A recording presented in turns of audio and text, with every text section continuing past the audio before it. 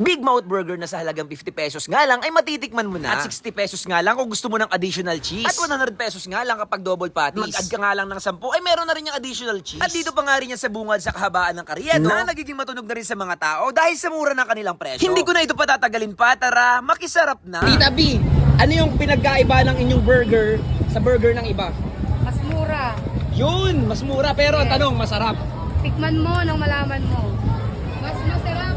Mas masarap ang burger namin. Ano po yung ano nun, halo nun? Meron may gulay po, tsaka ang pinagkaiba po, hindi po siya lasang longganisa. Doon naman sa 60 pesos, anong pinagkaiba sa 50? Ang 50 po, walang cheese.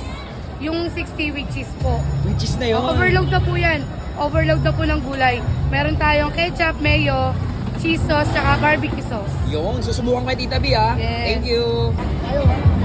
So ayan guys, nandito nga tayo sa Burger Overload. Tikman natin guys.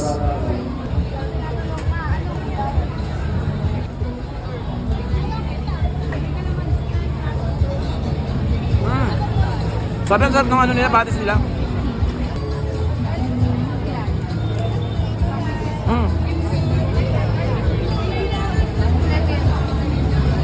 Sabi no?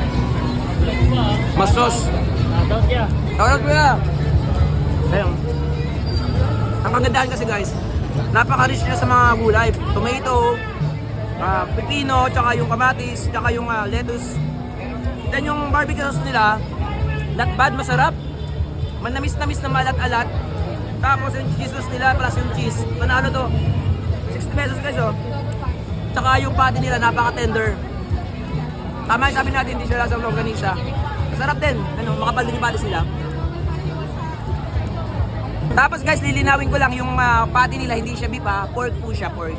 Pero masarap, masarap. Panalo. Sa 60 pesos, panalo to.